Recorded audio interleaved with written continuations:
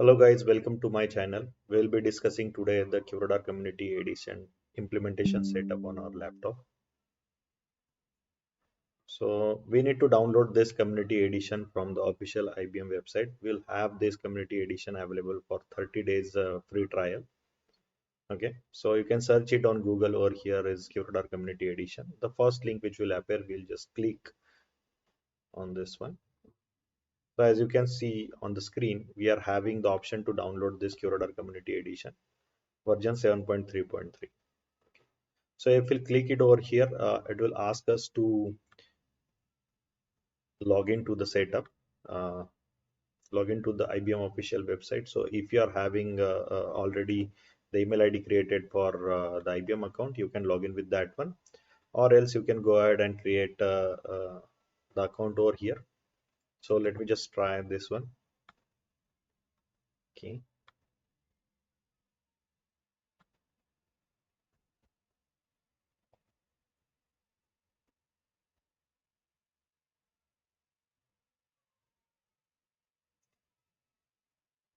So as you can see that I'm already having an account over here. So I logged in with that particular Gmail account. Now we just need to click on continue, as well as on the left hand side you will see the minimum system requirements over here. As we can see, we need 8 GB RAM. As the file when we will be downloading, it will consume around 6 GB of RAM. Okay, so it is required to have a minimum setup of 8 GB RAM for your PC or laptop, whatever you will be using. And again 250 GB should be a free disk space. Okay, so let's just click on continue.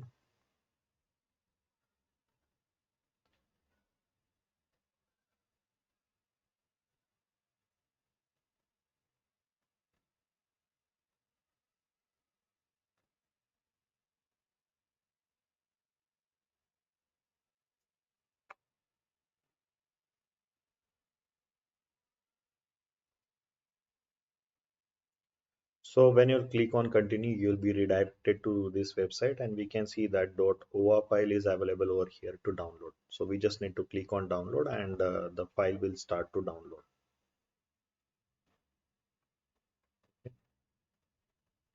So to open this .oa extension, we'll need a VirtualBox reader. Okay, so we'll be creating a VM over here. So we just need to type the VirtualBox download. Then we can go to the Oracle VM VirtualBox. Okay, as you can see over here, to which host you want to download it for. So I'm having a Windows host. So I'll just click it over here and we can see the VirtualBox is also getting downloaded. The other thing we'll need is the putty. Okay, so this is a software we'll be using to do the SSH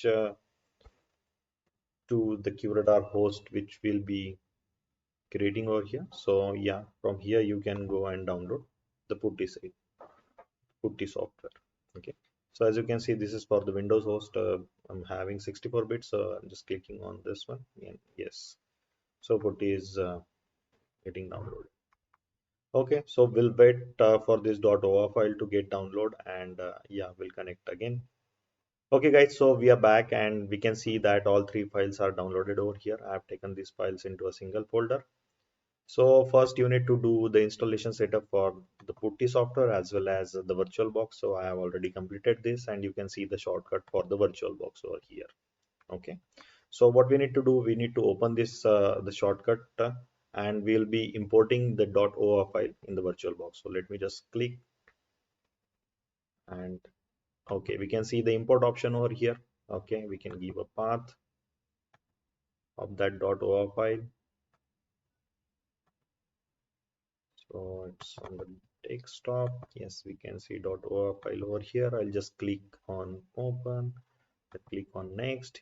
You can see that this is VM. If you want to rename it, you can rename it over here. It will be having a guest OS as a Red Hat. It is using CPU 2 core. Then RAM we are having is 6144 MB as it suggested the minimum system requirements at the start itself. Okay, so we'll be moving ahead with importing this file. So once you click on the import, yeah, it will take few time to import this .oa file and it will create a new VM for the QRadar.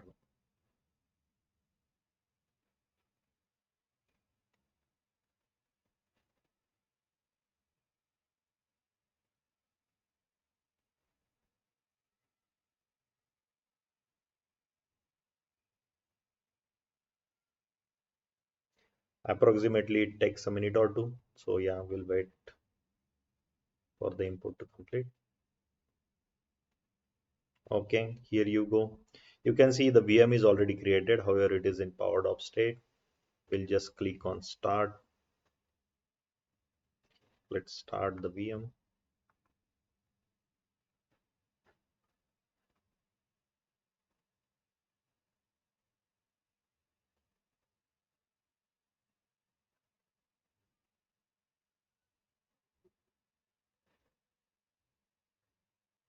So you don't need to click on anything.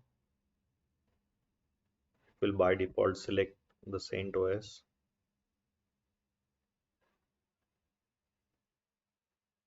Okay, here you go. So this is the front page we are seeing over here. Okay, the local host login. So first you need to create the root user and the password for that. So the root user will be used to take the CLI access for the QRadar server. Okay, so I'm just typing it as a root. So we'll click on root. You need to set the password for this one. So as of now, give a password. Okay, type new password. Okay, so we are done with the root user creation by default, and we are having a password for the root. Okay, then we can see with list commands, you can see a setup file over here, which we need to run to install the QRadar setup on this VM. Okay guys, so quickly check the IP address of the VM which is created. So for that we'll use IP space A command, and you can see that the IP inet address has been provided over here is 192.xxx. Okay, so what we'll use that as I earlier suggested, that we'll use the putty session to connect the QRadar host via CLI. So let's just quickly open the putty of this one.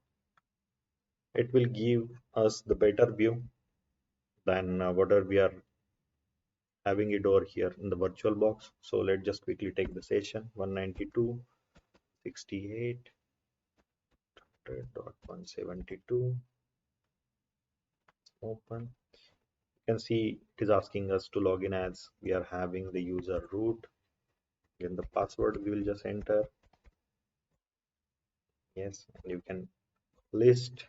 You can use the ls command. As you can see, the same VM you can see over here. Okay, so rather than using the setup or installing the setup on the virtual box, will do it on the putty. Okay, so let's just quickly run the setup with the command. Okay, and you can see that it is asking us to accept the terms. We will just click enter.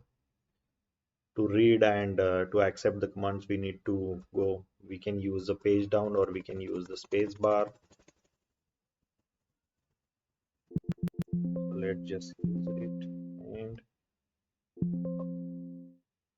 you can use Q to quit. Okay, so we have accepted these terms over here, and it will ask us to continue. Okay, so we'll just click on buy. Okay, so as you can see that it is starting to install the setup. So guys, what we need to do is we need to just wait and watch. Okay, it will take around like 45 minutes to an hour to install the setup over here. So as of now, just to revise all the things, what we have done is like we have gone to the website of the QRadar community edition to download the file. Okay, we have downloaded it from the IBM official website. Then we installed the virtual box software. Then we again installed the putty software as well.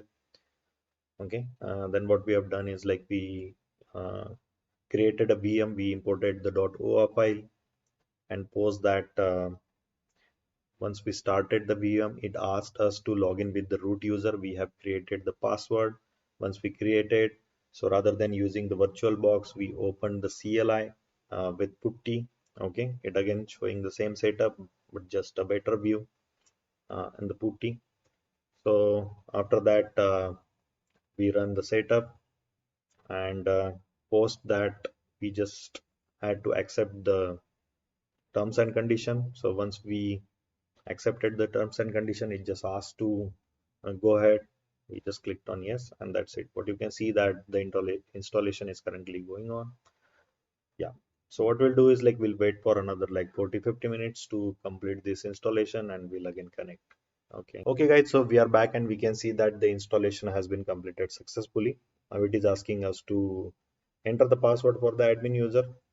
So what are the password we'll be setting up over here? We'll be using it to log into QRadar console via user interface. So let me just set the password. Okay, I have entered the password.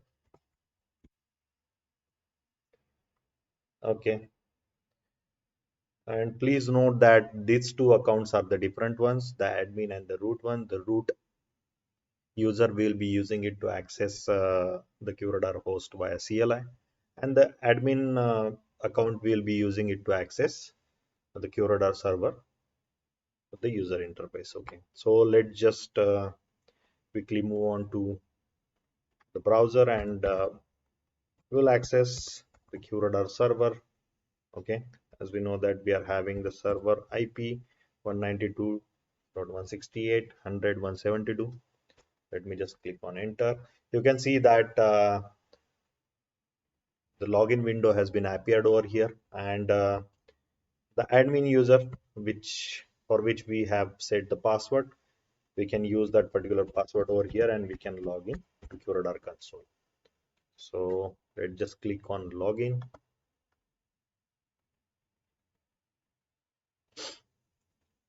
and what we can see over here that it is asking us to accept the terms and agreement. Just click on accept.